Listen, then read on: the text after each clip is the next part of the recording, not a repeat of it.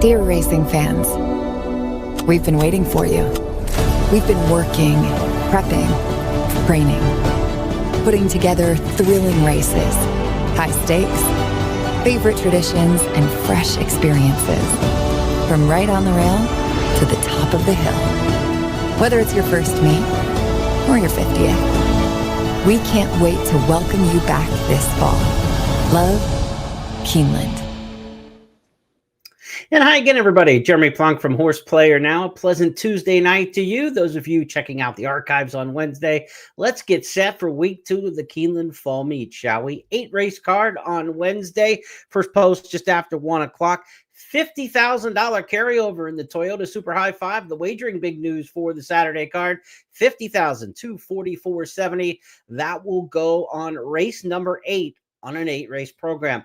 We're going to show you in just a moment or two the snapshot of the card and show you where these multi-race wagers begin and what we look at a big overlap situation. When you have an 8-race card at Keeneland with the multi-race wagers like the pick 4 and the pick 5, races 4 and 5 become absolutely paramount in your handicapping. Spend extra time on those if you're going to play the multi-race wagers because they're going to run through everything. We'll show you exactly what I mean in just a moment, but really put your extra emphasis on races 4 and 5 when you're handicapping this Wednesday card. Hey, they got some rain in Lexington during the dark days. I mean, the locals absolutely needed it. Turf course will benefit from it. And I think the main track will as well. 0.55 inches of rain, according to weather.com, passed through Lexington. We should be fine tomorrow. Temperatures are going to drop from what we were seeing in the 80-degree unseasonably warm temperatures.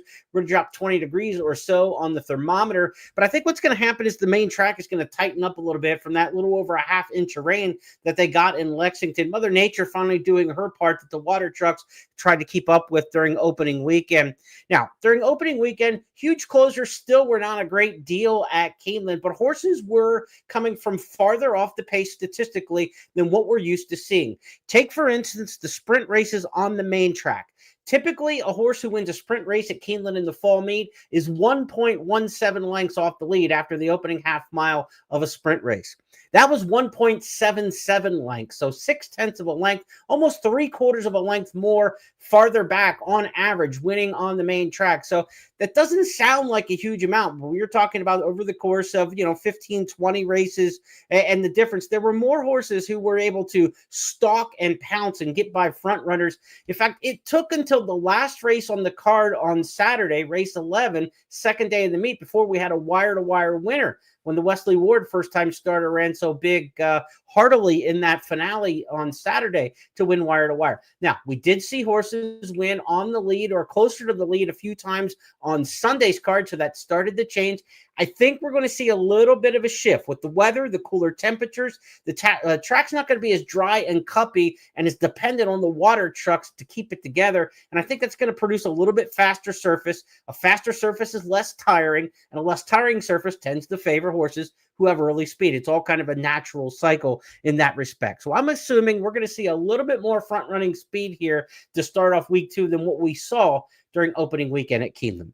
For those of you following the Keeneland races over the weekend, you knew what a big weekend it was for Todd Pletcher. Multiple stakes wins. He won 5 of 8 races that he entered a horse in over the weekend. Huge for Pletcher. Ted Nafi, the biggest of those, I would say, with his victory in the Breeders' Futurity. He now goes to Del Mar, health permitting, knock on wood, that Ted Nafi goes as probably the favorite in the Breeders' Cup Juvenile now to the West Coast. Big weekend for Pletcher. Also a huge week for Brendan Walsh. He won with 5 of 11 starters, added a couple second-place finishes as well. Multiple stakes winners for Brendan Walsh. He did well with Tyler Gaffleone. He did really good with Frankie Dettori.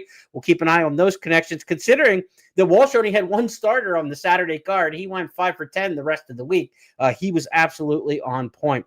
Wesley Ward won 4 of 11. He's off to a good start. Riley Mott won with 2 of 4 starters. He's off to a quick start with limited starters, a couple to keep an eye on.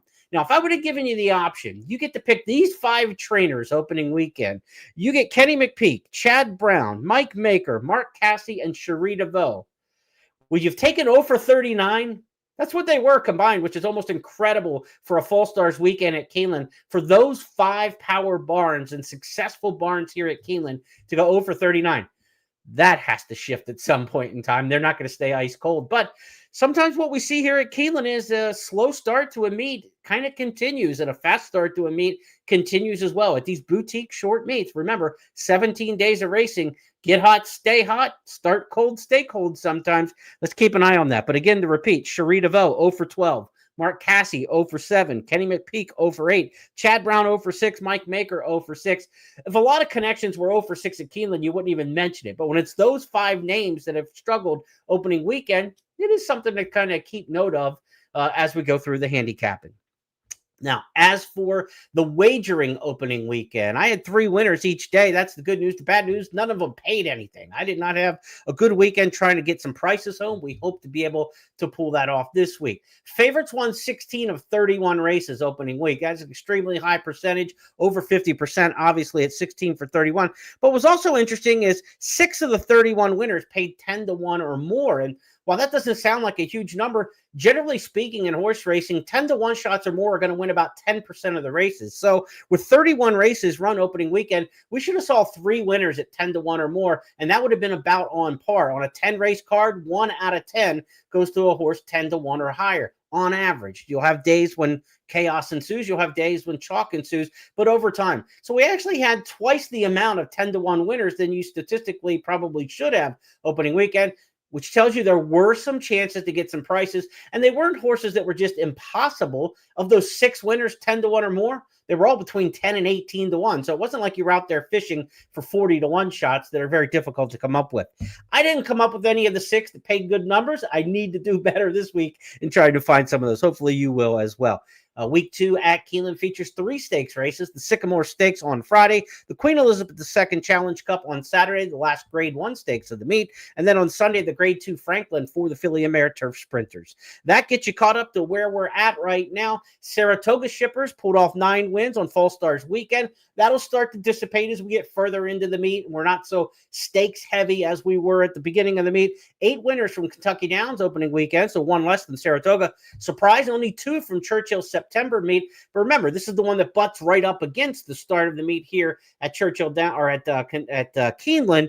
So as we get farther into the meet, the horses who ran during the Churchill September meet have now get into their form cycle of 3 weeks since their last race, 4 weeks since their last race, 5 weeks since their last race, and can catch the back end. I would be very surprised if the Churchill horses don't start winning with a little more frequency, but you can kind of understand with that short Churchill meet, the start of the Keeneland meet, why they would get off to a slow start. I wouldn't abandon the Churchill Downs horses. I would just think that naturally with spacing between races, they're going to start to do a little bit better here as we get into weeks 2, 3, and then finally week number 4. All right, enough talking. Let's get to some handicapping. 8 races on the card for Saturday. Here is the way it lines up on the snapshot of the program. 8 races at Keeneland. We don't take anything off when it comes to pick 5s and pick 4s. They just overlap. The early pick 5 will be races 1 through 5. The early pick 4, races 2 through 5. Pick 6, no carryover in the $1 pick 6. That begins in race number 3. It's also the first of my 3 key plays, which will be on races 3, 6, and 8.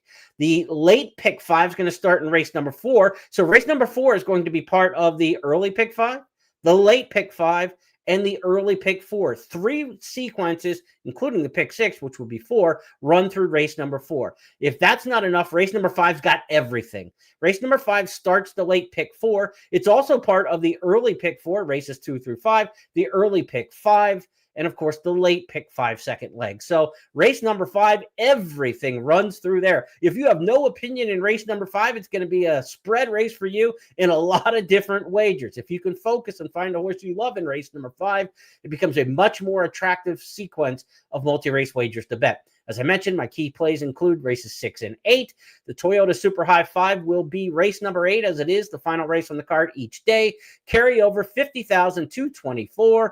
$1 wager, hit the top 5 finishers in order. Anytime you've got carryover money in a pot, that's dead money that can't beat you and means that you're going to get more on the payoff than you would on a normal day. So always good to look at a potential carryover at Keeneland or anywhere else. Again, carryover money is money in the pool that can't beat you. You're not betting against that money. Just the winners are going to divvy up that 50,000 plus in whatever percentage of number of people who hit. the Super High Five, or whichever carryover pool that you're playing. So carryovers are always a plus for the horse player. Now, if you don't have an opinion, you don't go chasing a carryover. If you can get an opinion and formulate one in a race like that, then it's worth going in. But it's always about confidence and playing to your opinions, and then the carryovers kind of emphasize it. If you want to play that Super High Five carryover, do your extra work on race 8 on this particular card.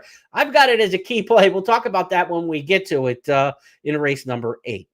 Now, there was no Keeneland Super High Five on the schedule. That's because they're not going to offer one on this Wednesday card. On Wednesday, there are only 2 turf races scheduled, so there is no Keeneland Turf Pick 3 offered on Wednesday. Let's get to the opener now, shall we? Race number 1, as we go to the Keeneland Handicappers Consensus Box. You can download this yourself at Keeneland.com. Get the handicapping stylings of Scott Hazelton, Tom Leach, myself, and Kim Nelson. As we go into race number 1, I'm taking number 1 in here, Cool Andy. Cool Andy, we don't have to get far into the program to find the top horse on the top page of the first race. Non-winners of 2 lifetime in here in Claiming Company. Cool Andy comes off a win last time at Churchill Downs. The Churchill preppers have done really well in these non-winners of 2 lifetime. So again, while the Churchill horses didn't win much opening week here, with all the stakes races and the big allowances and such, there are a lot of conditions showing up here in the next 2 days that I've handicapped so far on Wednesday and Thursday, where the Churchill horses historically have done exceptionally well. Cool Andy comes off a win at Churchill last time.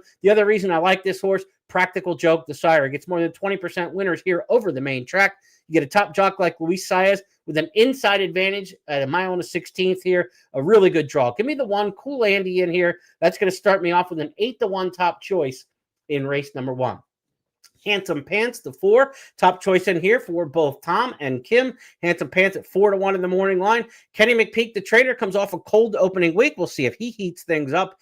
Blinkers off, first time gelding, making a lot of wholesale changes. Now, one thing I do like about Handsome Pants, this horse won a maiden special back in the September 2024 meet at Churchill Downs. In a non-winners of 2 lifetime, when you're handicapping Keeneland or you're handicapping Beulah Park on a Tuesday, in a non-winners of 2 lifetime, that simply means to be eligible to run in this race, you could only have won 1 race in your life. If you won 2, you can't run. So look at the horses and their maiden wins. Who has the best maiden win on paper? A maiden special weight at Churchill Downs is an awfully good maiden win to have on your resume. Handsome Pants has that, especially at this 40,000 non-winner of 2 conditions. So Handsome Pants, top choice in there for Kim and for Tom. Give that one a long look. I've got it 1-8-2, though, in race number 1. We'll get things started off with that. The 8 Protective, second choice in the morning line, a horse who has a maiden special weight win at Saratoga. So if you talk about who has the best maiden win in this field, it is the Saratoga Maiden Breaker for Protective that came last summer. Best non-winner of 2 in the field. And Protective last time out ran 5th at the Spa behind Tap Into This, who came back here and already won last week. So Protective, the 8's probably the most logical winner in this particular spot, but I like the inside draw. I like the Practical Joke pedigree. Give me Luis Saez, and I think we're just going to get flat out a better price, 8-1 on Cool Andy, whereas the outside runner in here, Protective, is 2-1. So give me the price. I know we're kind of going up against it a little bit, but I've got it 1-8 in race number 1, and honestly, I wouldn't go any deeper than that. I'd keep it at 1-8, going too deep for me personally in race number 1. Let's go to the second race on the card as we get into the early pick 4. Now, again, early pick 4 will be races 2 through 5. This is a maiden claimer for 3-year-olds and up, the Elder Maiden Claimers. We've seen 32 favorites win in 102 type races like this in the past at 6 furlongs. So they win right around 32%, which is a little bit less than average, which means you can get a fair price in these kind of races. Typically, average win price is 6-1 in these particular kind of spots. First-time starters only have 17 wins amongst the 102. So when you're looking at maiden claimers this time of year, you probably just go with the horses who have some experience. I think we've got 2 first-time starters in this particular spot that could be up against it against the experienced runners. Let's go to the top choices here in the second race. Now, the trends say you can get a price in this spot, but I do think the favorite is going to be difficult in here. Number 7, Didn't It Rain.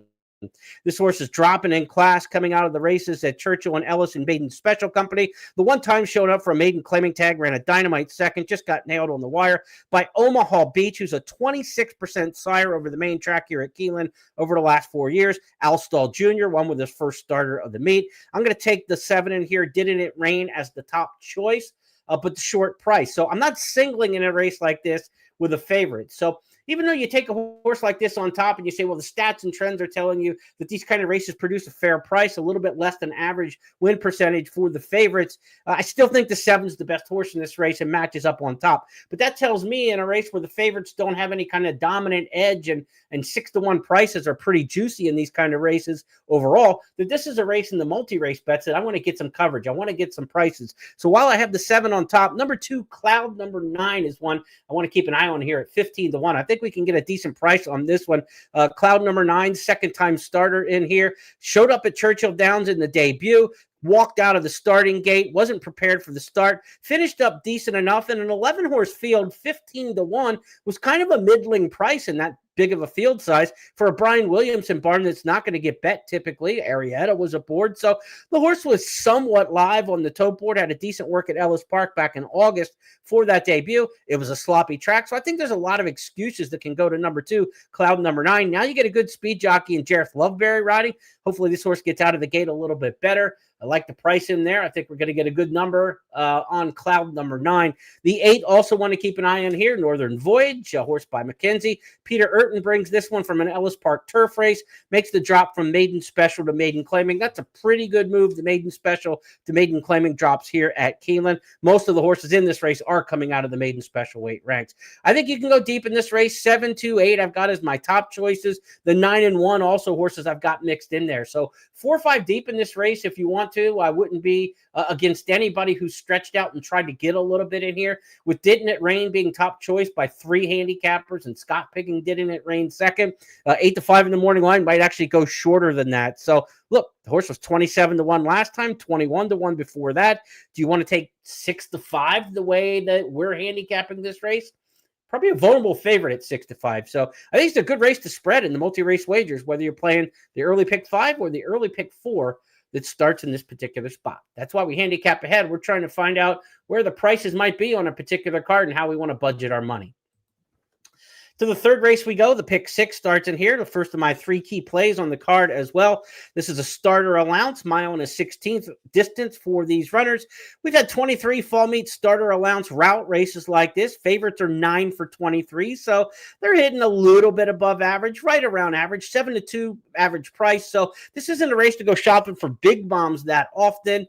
We don't see too many horses come from far back in these starter allowance route races. The average winner only a length and a quarter off the lead, which is pretty up close when you're talking about a route race. And only 3 of the 23 winners were more than 3 lengths back after the early stage. So try not to get too far out of this if you can, and that's going to be a challenge for some of these. And on the outside, I'm hoping that Luis Saez takes this outside post position and tries to get up into the mix with number 8, Ultimate Strike. This is a horse who last year at Keeneland, you may remember this race back on October 16th. Ultimate Strike was involved in the infamous Luis Machado misjudged the finish line race. Remember that one? He was well clear, ready to break the maiden. This colt, or gelding back then, was far clear in a mile and an 8th race. Machado thought the race ended at the 16th pole, like a mile and a 16th. He was 5 lengths to the good. He eased up on the horse, ended up getting beat at the wire. This horse would have been out of the maiden ranks right then. He ended up breaking the maiden next time out. But we know Ultimate Strike likes to run here at Keeneland. Recent race was a little bit closer to the pace than what he's going to need to be in this particular spot when he was only 3 lengths back before pouncing and drawing off for trainer Norm Cassie. Norm usually has his horses geared up for Keeneland. You get Luis Saez, an aggressive jockey here. We know he likes to get over this racetrack. 2 starts at Keeneland. Again, he's got 2 second-place finishes, and one of them should have been a 5-6 length victory. So I'm going Ultimate Strike in here. We got a different rider than last year, expecting some different results. The 8, my top choice in race number 3. As for the other horses in this race to consider and to look at underneath, number 5, Overstatement, is a horse who was second here for 62,000 plus in claiming company back during the fall meet. Fits very well at this class level. Should be good, but a horse who sometimes shows some pace and sometimes comes from off of it. Coming out of these one-turn races at Churchill, the elbow start at Ellis, I think this horse will be a little bit closer to the pace. You get Machado, so I don't know. Do you want to take Machado in here with the 5, Overstatement at a shorter price, or do you want to take the horse Machado Misjudged, Ultimate Strike? Did you get the rider upgrade to Luis Saez at a higher price? I'm going 8-5 in this particular spot. Number 3, Laugh Now, Cry Later, is an interesting runner here. Laugh Now, Cry Later is the 7-5 morning line favorite on Nick Tamero's morning line. This is a starter allowance, 30,000, and the condition is have the horses started for 30,000 or less and have not won 3 lifetime races. So it's not even just a regular starter allowance. It's kind of dual conditions. You can't be a non-winner of 3 lifetime, which means you can win up to 2, and you had to start for 30,000 or less at some point. Well, Laugh Now, Cry Later is a non-winner of 2. So actually running ahead of conditions, running against horses who already have 2 victories, looking for their 3rd. Now, you might say this horse was competitive in a very similar spot at Churchill back on September 12th. That's right, but got beat at even money. Why would you take a short price? Now 7-5 in the morning line. I can't bet a non-winner of 2 against non-winners of 3 and take 6-5, 7-5, even money last time. If Laugh Now, Cry Later wins, that's fine. You tip your cap and you move on. Has never raced over the track here at Keeneland. The Ghost Zappers are okay enough over the years. So Laugh Now, Cry Later could be the horse in here, but not at that price. I'm going to try to beat that one. I'm going to try to get through this race too deep in the multi-race wagers. We talked about a spread in race number 2. I think in race number 3, we tossed the 7-5 morning line favorite. That's what you want to do in multi-race wagers. You got to beat some favorites along the way. Let's take the 5 overstatement. Let's take the 8 ultimate strike and try to get through this one too deep. As for the other handicappers in race number 3, Laugh Now, Cry Later, top choice in here for Kim and Scott. Ultimate strike, my play. The 7 better in the horse at 6-1 in the morning line. For Tyler Gaffley-owned riding. Horse coming off a win at Hawthorne last time. Top choice in there for Tom Leach. So I think Laugh Now, Cry Later is going to take some decent play in here with 2 handicappers taking them on top. 7-5 in the line. Beaten last time at even money in a similar condition, but not beaten very far. Let's try to beat that one. Let's try to knock them off. I'm going 8-5 if you want to throw in Tom's pick in there. Tom Leach Price is never a horse that I feel good about tossing out. So if you want to add that one in, you're not going to get any argument from me. Let's go to the 4th race. This is the first of 2 back-to-back swing races. By swing races, I mean they're part of all the early and late exotics, races 4 and 5. Very important in the handicapping. I'd love to tell you I have a strong opinion on this race because when I'm setting up my day, I really want to focus on races 4 and 5. Right now, I can't narrow race 4 down very far for you. This isn't one of my key plays. This is a difficult race to try to sort out in here. Number 7, Tingus Pingus is my top pick. Mike Maker does a nice job with these 2-year-old maiden claimers going long. That's what we have here in these $30,000 maiden claiming mile and a 16th race. And Tingus Pingus comes off a race at Churchill Downs, running a decent 3rd. Maker started 10 horses in similar spots to this in the fall meets in the past. He's got 3 wins, a 2nd and a 3rd amongst those. So this is a horse I think can sit well here at Keeneland and be well spotted in this particular race. Tingus Pingus, number 7, my top choice, but at 5-2 in a race where there are a lot of good options in here, I'm not wild about that. The also eligibles are very important in this particular spot. I think the 13 Consequential, the 14 Stepnoski, either one of those 2 could be very effective in this particular race. The 14 Stepnoski for trainer Brendan Walsh, who had that awesome opening weekend at Keeneland. I would not be surprised if Walsh just continues that role. Remember, he tied for the meet's leading trainer title in the spring, so just the hot start at this fall meet for Brendan Walsh is a continuation of what he did in the spring when he had such a big meet there. 5 for 11 opening week for Brendan Walsh. If the 14 Stepnoski is to draw into this race, you make a solid argument for that one on top, dropping out of the maiden specials. Look for horses coming out of these maiden special weight races. In the 2-year-old maiden claimers that we've had at Keeneland in the fall meet, 36 of these kind of races, 26 of the 36 winners were horses dropping in class out of the maiden special weight ranks. So, yeah, I mean, you factor out the handful of first-time starters that have popped every once in a while. You don't want horses who are already in the maiden claiming ranks. That's a knock on Tingus Pingus. So if you're looking at the trends in this spot, maybe we got a bad favorite, and maybe I didn't do a good enough job in my advanced handicapping. I think this is a race to spread and try to get some extras. If the 13 or 14 draw into the race, they'll probably be my top choice in here. Number 1, Caprio is one who you can look at a price. Number 2, Unbridled's Map at 20-1. So the 1 and the 2 are prices 7, 13, 14, 1, 2. I got a lot of options in this race, and unfortunately, you'd like to be more narrowed as you get into these races with swing race like this that are involved in all of the multi-race wagers. I will say this about these maiden claiming route races that we talk about in the fall, 36 of them, maiden claiming 2-year-old routes, 18 for 36 winning favorites. So these races have not been off the wall. 50% winning favorites. you kind of get a 2-year-old who's pretty good on the class drop, and they just outclass him where nobody wants to go a 2-turn route at this level, and it's kind of what happens. I'm not sure who that standout horse is, though, on paper. Let's see what happens with the also eligibles and all the scratches and changes. Tune in tomorrow morning around the 11 o'clock hour after scratches and changes come out. I'll update my picks with a social media hit here on X. Also, too, you can get my Substack. I'll give you that right now. Sign up for my Substack, and I'll give you updated changes after the scratches every racing day at Keeneland, as well as handicapping hints from around the country, race of the week nationally, stuff like that, going into the Breeders' Cup as well. Sign up for Substack. It's a free publishing service where my email or my information goes right into your email inbox each and every day. Sign up for that because I'm going to need an update on race number 4 between now and tomorrow. Maybe the scratches will help us sort things out a little bit. Maybe we'll have some kind of premonition come down and tell us what to do in race number 4. Maybe one of you will help me out in the comments section here on what to do in race number 4.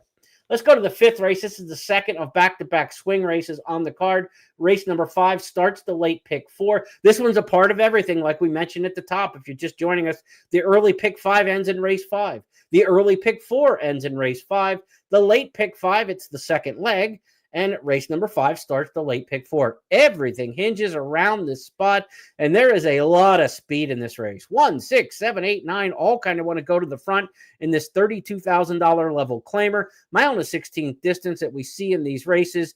We've only had 3 of the horses lead out of how many races do we have in this category? 24. So we have 24 claimers from $25,000 to $50,000 level going long in fall meets. So out of those 24 races, only 3 of them led after the opening half mile. The average winner is 2 3/4, almost 3 lengths back at that point. That's a fairly closer profile when we look at the main track at Keeneland. And so we talk about a race with the 1, 6, 7, 8, 9 all having early speed and a profile for a race where horses typically come from off the pace. That tells me we want to try to find a closer in here. I'm going with number 5, Trident Hill in this particular spot.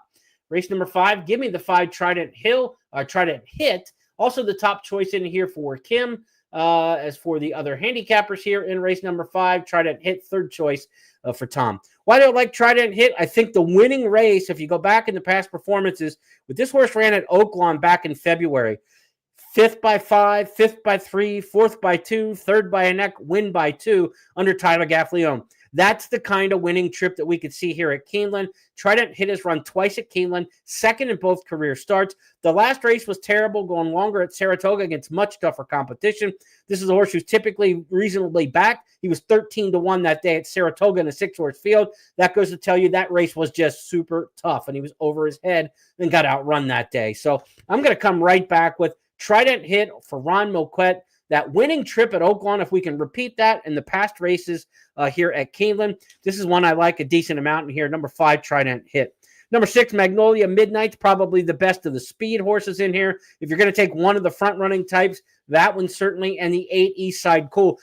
6 and 8 are the best of the speed, but from off the pace, it's the 5, Trident Hit. And the 2, Outlier, I think, can kind of maybe sit a little bit in here. Does go sprint the route, but I don't think the horse is going to be up near the pace in here and has run well at Keeneland over the years. This is a veteran making 87th career start, number 2, Outlier. So if you're going to try to get another closer in, 5 and 2. But I'm going to take kind of a bold single in here, but I like Trident Hit in this particular spot.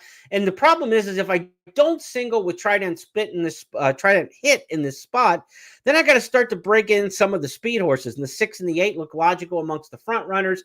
And then if you need another backup closer, now you're getting 3-4 times deep. And I'm not sure which of the speed horses is the right way to go in a race where 5 of them want to go. And we rarely see front runners win these kind of races at this class level and distance. So Trident Hit is kind of like, it's not my most confident play of the day, but with the way the race shakes out and you're trying to look at multi-race wagers, I think this is kind of one of those singles where I feel good enough about the horse that I don't want to quadruple the price of the ticket to try to feel like I'm safe and covered. You still might not be safe and covered with 4 in here because of so much speed in the race. It'll be volatile and you're not quite sure how it's going to shake out. So hold your nose, jump in the lake, and splash down and see what you get. Trident Hit, I'm going to take as a bold single in race number 5. That will obviously, you don't want to be 4 deep in race number 5 because if you're 4 deep in this race, that's all the multi-race wagers on the program. So, again, another reason, incentivize. If you have a horse you like, more than average, and I like this horse more than average. He's not one of my absolute best bets on the card,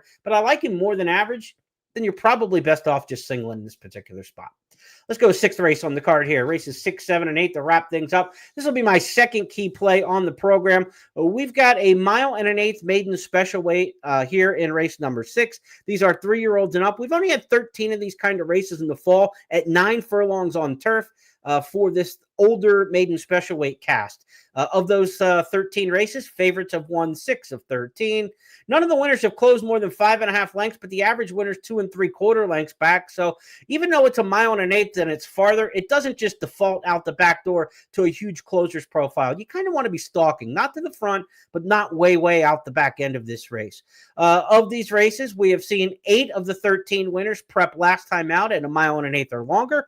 All of the horses who won in the 13 races raced at a mile or longer last time. So not the kind of spot at 9 furlongs as you would expect that you're looking for horses trying to make some sort of stretch out in these particular spots. And if you go down through the past performances, it's pretty logical. A lot of these horses have prepped at a mile or a mile and 5/16 at Kentucky Downs. In fact, this is really one of those trip handicapping races. You know, trip handicapping is when you watch a video of a past race and you try to decipher what happened, who had the bad trip, who had a good trip, who benefited, who may have gotten the short end of the stick and may have improved this time out. But it's an exhausting exercise to go back and watch videos on tons of horses over and over again. So if you want to do some light trip handicapping, races where a lot of horses come out of the same race can be very effective for you because you're going to knock out 2 birds with 1 stone, 3, 4, 5 in some cases. And in this race, 5 of the horses come out of the exact same September 7th race at Kentucky Downs. So you've got a lot of rematched horses in here, and you go down through the field and look at all those horses that ran September 17th at the mile and 5/16 trip at Kentucky Downs. Blast Furnace, the 3 is the morning line favorite, finished second in that race. Of course, the winner isn't back in here. The winner, though, is a horse, Chapman's Peak, that keep an eye because watch this race and then look forward to the weekend because this horse is going to run Saturday at Keeneland. Chapman's Peak. This is a little bit of an aside, so we'll get back to handicapping the 6th race. But something you want to make a note here if you're being serious about playing this week. Chapman's Peak is running in an allowance race Saturday in race number 7 here at Keeneland. Entries are already out for the entire weeks of racing. 5 of the horses that Chapman's Peak ran against are back in this race. So watch this race and see how the horses from that September 7th race that we're talking about, how those horses perform in this race might give you some sense of how tough a race that was when Chapman's Peak comes back and runs on Saturday. If these horses all run well and they run 1, 2, 3 in this particular spot, you probably will have a little more confidence in betting Chapman's Peak next time. Now, if 5 of the horses come back in this race and none of them run, none of them win, maybe none of them even run second, then you get to Chapman's Peak and you say, well, what did he beat last time at Kentucky Downs? And you might be against him on Saturday. So following the same circuit, following the horses and getting to know the strength of the schedule and competition is an important part of handicapping. So hopefully we can teach you some of those kind of lessons. Now, I've got 5 horses in the same race, all coming back. I went back and watched it. Kentucky Downs is difficult from a trip handicapping standpoint for me to project forward. It's such a different course. Turns are different. The undulations are different. Some horses like it. Some horses don't. I'm going completely against that group, and I'm going to go in for a fresh face in here. Number 10, Kicking Clear, is going to be my choice. Also comes out of a Kentucky Downs race, but not the same one. So I'm not just taking that same cast back and trying to figure out which way they're going to mish and mash this time. Kicking Clear is going to be the top choice in here for me. Also top pick for Tom. This one comes out of a 1.5 miles last time at Kentucky Downs. Again, we've seen these horses do it well, running at 9 furlongs or more. And running back at 9 furlongs here at Keeneland. So this one actually cuts back in distance. Ran here at Keeneland, 4th in a decent effort at a big price back in the spring meet. Brendan Walsh's barn is going super well after opening week. You get Tyler Gaffleone. I'm going to take my shot in here with number 10, Kicking Clear at 8-1.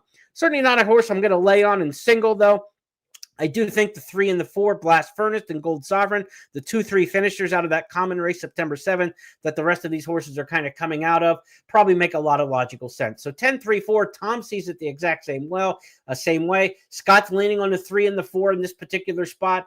3 and 4 in the play for Kim as well. Also, the 7's one those guys are looking at and gals with Founders. And Founders is a fresh face coming out of a race at Saratoga. So, look, the top 2 finishers from that September 7th race are kind of mixed in with everybody. And then there's a couple fresh faces mixed in, the 10 and the 7. So that's kind of the way we see race number 6. And if you're looking at a multi-race wager, maybe you're looking at 4 deep. Top 2 finishers out of that common race, and 2 fresh faces, 1 for Brendan Walsh, and then the 7 horse out of Saratoga, where you get Irad Ortiz riding for Safi Joseph on the 4, or the 7 horse at Founders at 4-1. So maybe this is a good spot here to go 10, 3, 4, and 7, go 4 deep in race number 6. But I'm in here on number 10, Kicking Clear. I like the fresh face angle. I like the price we're getting at 8-1 in the morning line. We get anything above 5, 6-1 on the Walsh Gaffleone team, I'm all in. And I think you've got a reasonable number of horses to use underneath. So 10 over to 3, 4, 7 be a good way to attack this one on the tries and supers as well.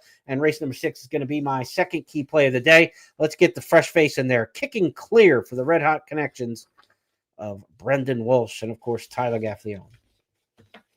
To the 7th race we go, Allowance Company, first level allowance, 7 furlong sprint race here. The first 4 allowance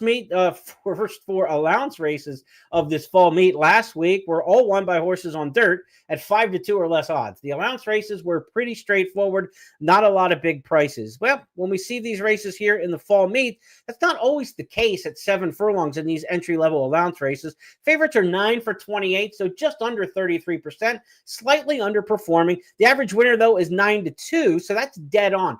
9-2 is the average odds of any race in America as by expectations. When you get 9-2, that means a race is about as fair as it can possibly be. Less than 5-2 means these races lean towards heavier chalk. Above 9-2, you start to say these horses kind of work in for prices. But if you look at the overall average of everything, 9-2 is right down Broadway of the middle, and that's what the average winner of these first level allowance races at 7 furlongs are. So what does that tell you? It tells you it's a good, fair handicapping exercise. Nothing crazy, nothing chaotic. We expect this to be a good, evenly balanced race. In terms of speed and closers in this race, very balanced what we've seen at this 7 furlong distance.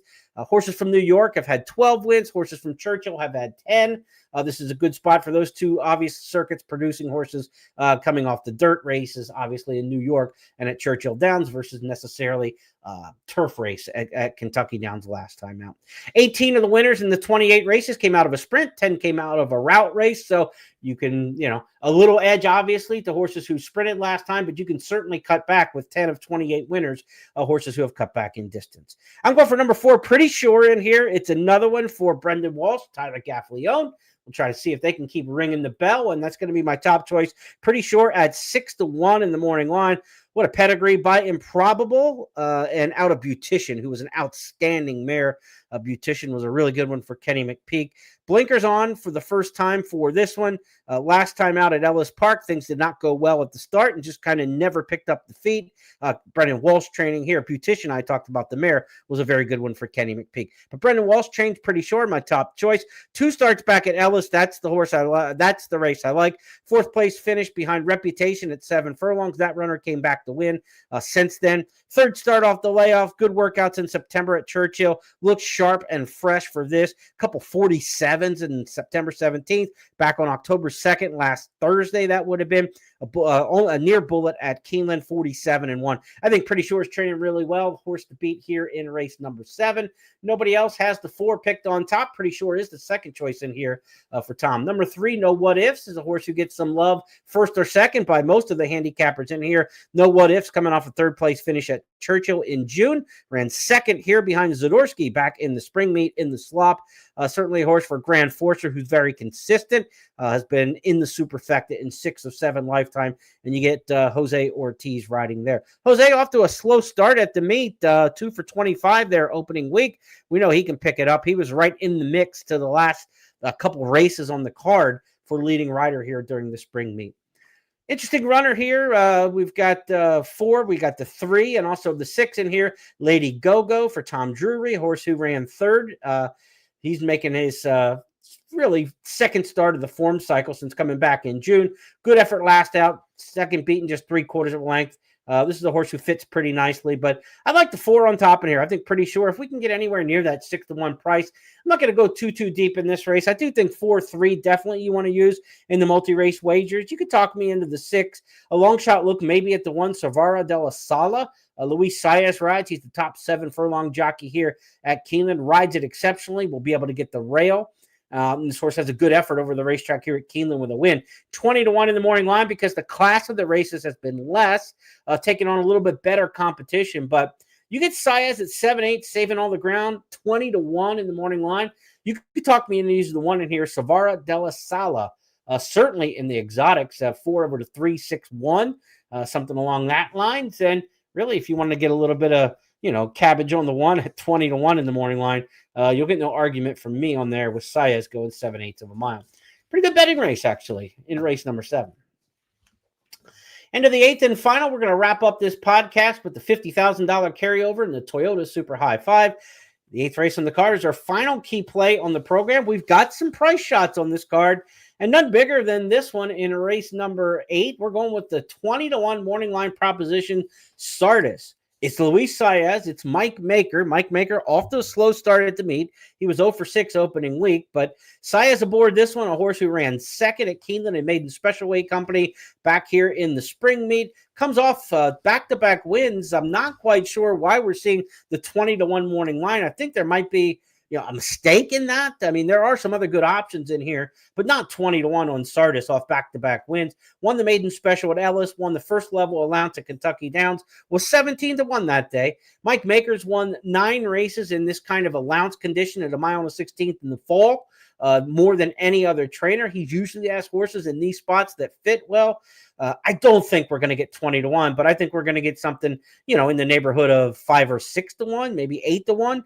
Cameo Performance, the 7 is 7-5 in the morning line. There's some stakes droppers in here that are obviously going to take some money. So maybe even with back-to-back wins, that 21 will be a price. But I would certainly take it if we're able to get it on Sardis. Cameo Performance, again, the morning line favorite. It's Brendan Walsh. It's Tyler Gaffleone dropping out of a good race. The Tappet Stakes last time out ran 3rd in there. The winner, Laganos, ran through the wind that day. Looked like a world beater. Came back in a big $1 million race, fresh out of that a couple days, maybe a week later, and almost won that. Laganos was in just razor form at Kentucky Downs. So that effort from Cameo Performance was a pretty good one last time, and Cameo Performance is a winner over the track as Sardis ran second over this track. So there's a little bit of experience in this race with horses who have run on the turf at Keeneland, but I use the word little because there's not much of it. I mean, you look through the running lines, English Channel, the 9 does have a win here at Keeneland on the turf. That being an allowance company back in April at 14-1. There's not a dominant local resume here at Keeneland. So, horses like Sardis coming off good races, Cameo Performance are expected to run well here. But give me the 5 Sardis. I'll use the 7, obviously, as well. The 8 Mountain Bear, Wesley Ward trains Victor Espinosa, Kentucky Derby and Triple Crown winning jockey, moving his tack to Keeneland. This is one of his first better mounts showing up here at Keeneland. Pretty good form for Mountain Bear, but I don't like that one so much on top. I would just go too deep in here, the 5 or the 7. Give me the 5 Sardis at the price, or the 7 for the Hot Walsh coming out of that blistering race last time out in the Tappa Stakes at Kentucky Downs.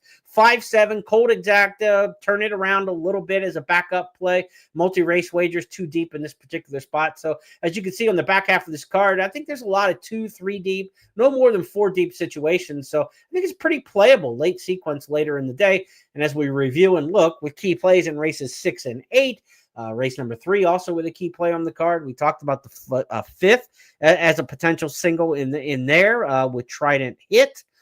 We can get pretty economical ticket here on the back half of this card. Let's see if we can't do a little bit of damage. Based on the morning lines, it looks like we could get some potential prices. That's going to wrap up the podcast for tonight. We thank you for joining us tonight for, what is that, day 4 of 17 of the Keeneland Fall Meet.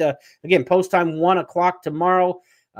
Should be fast and firm conditions, but I do think the racetrack is going to be a little tighter after that more than half inch of rain that we've gotten in the last day in Lexington. I think that'll tighten up the track, and horses with some early pace about them should do a little bit better. But like in that one race where there's 5, 6 horses that want to go to the front, pace will always make the race, even when the track is pretty biased. I mean, sometimes in an extreme bias, it'll overcome a big race shape like that. But you got a race where you got 5 or 6 speed horses in it. Look for your closers. I think the track will be fair in that respect, that it won't carry a bad race shape. But I do think it's going to play a little bit faster this week than it did last, thanks to that little bit of rain. So That's a wrap on the card. We'll see you tomorrow night, 8:30 Eastern, when we do it all over again. We'll preview the Thursday program for you. I've glanced through Thursday already. Selections up on the website for Thursday. Don't have the full blog written up for Thursday yet, but if you go to Keeneland.com in the expert handicapper section, you can get all the stats and trends for this Wednesday card. They are up and ready to go for tomorrow's program. Have a great day, everybody. We'll talk to you tomorrow morning.